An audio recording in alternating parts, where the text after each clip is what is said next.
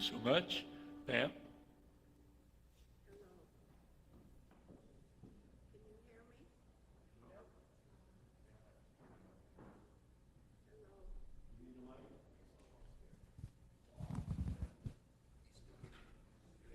Okay. I pushed the button.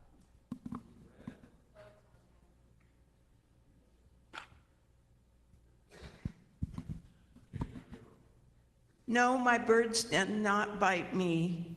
No, my husband did not hit me. I fell, and the kittens, I tripped over the kittens, so that's why I have a big black eye.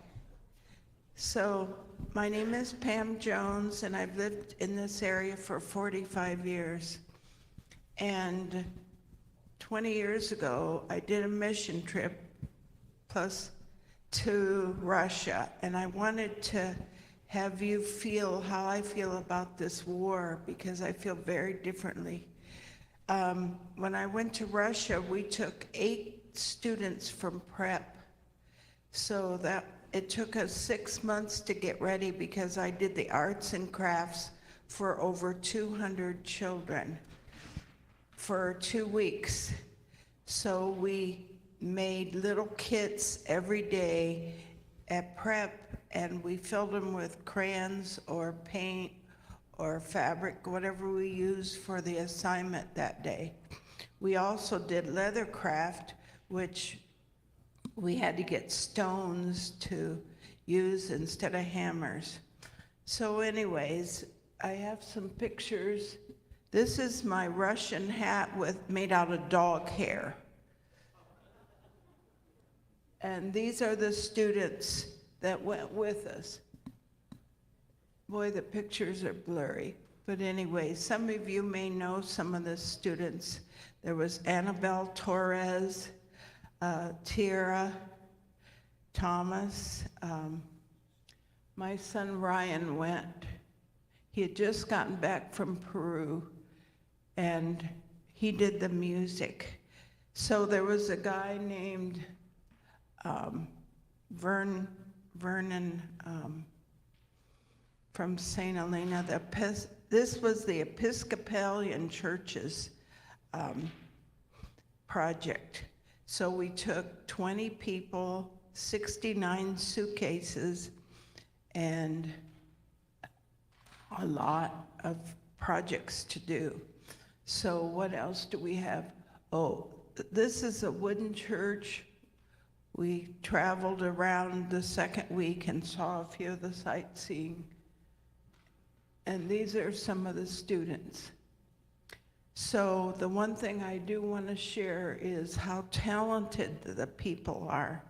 We had many programs for the students, and every night we had a party after classes and the day. And one party was our Hawaiian party. So Norm Manzer, him and his wife bought over 200 outfits for the kids to wear. It's sort of blurry, but they were so talented. And this was a director who didn't even own a guitar, but she could play so well. So my son gave her his guitar. And these are some of the kids in the booth. I know it's hard to see, but the wonderful thing about it was they all loved all of the activities and the attention that we gave them. One thing was really hard for me was the food. So the Russian people eat a biscuit, like a rye biscuit, and borscht, which is cabbage. There's the kids, aren't they cute? Yeah.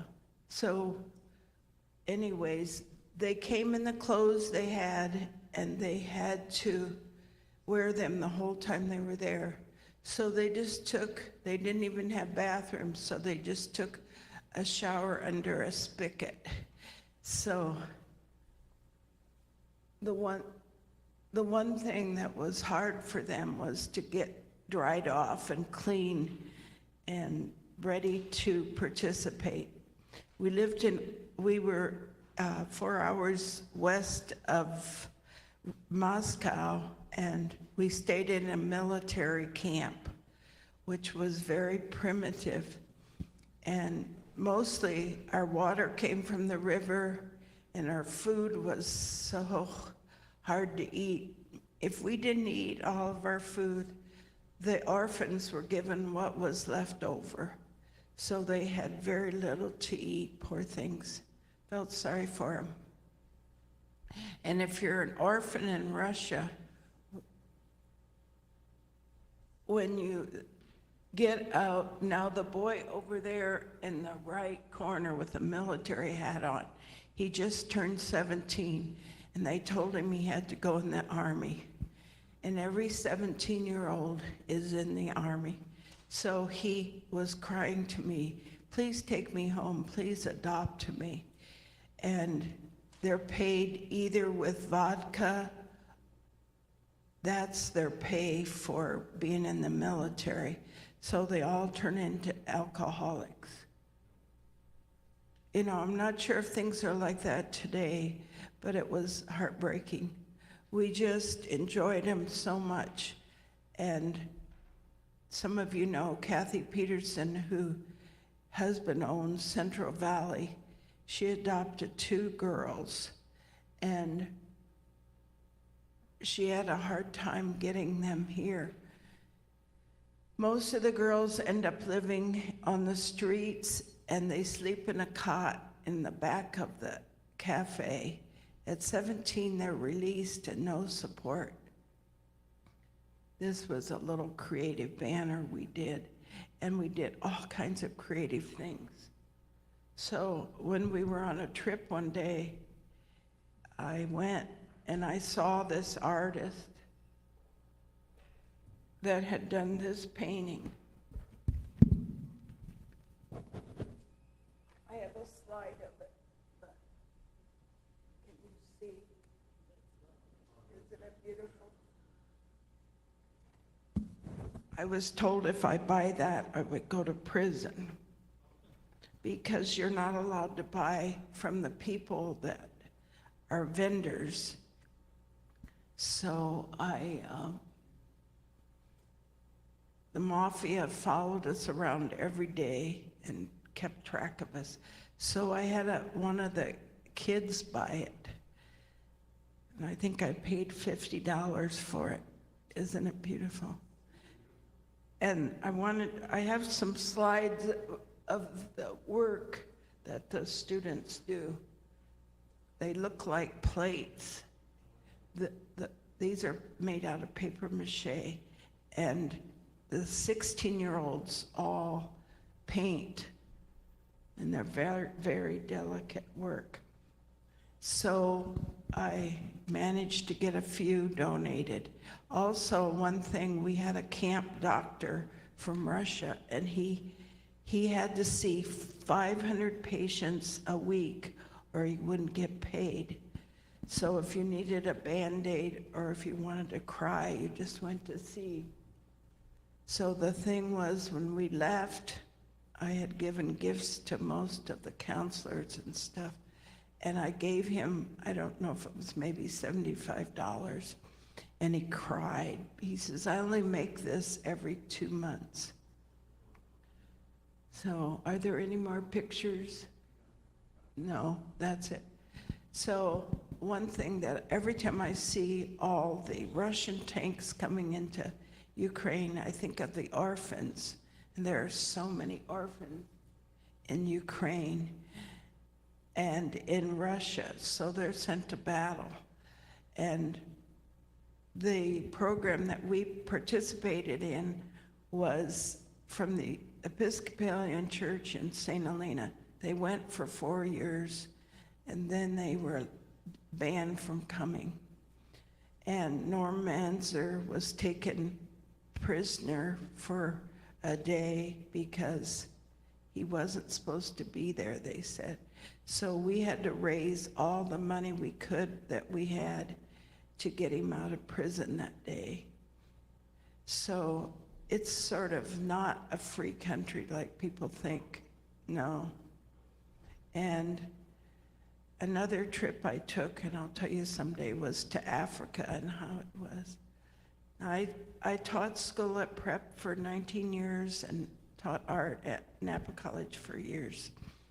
But I know I'm an old one now. It's pretty bad when you get up here and you go, oh, you're part of the old group now. So I still find things to do that working for God. One thing that I do want to share was when I was a little girl growing up in Ohio, there were only 12 members in my church, and they were all over 80. So there was them and my siblings. So my mother taught us to be missionaries.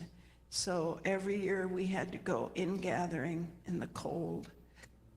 And you guys remember that? In gathering? $25 a piece, my mother would say. You have to make enough money for all the old ladies in the church so they reach their goal. And it was true. So we were taught to be missionaries when we were little.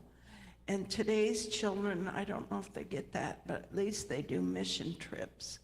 And my son went to Peru, and my daughter went to Puerto Rico. So there were times when we tried to encourage that. So thank you for listening. And if you want to see my brooches, I'll put them on the back.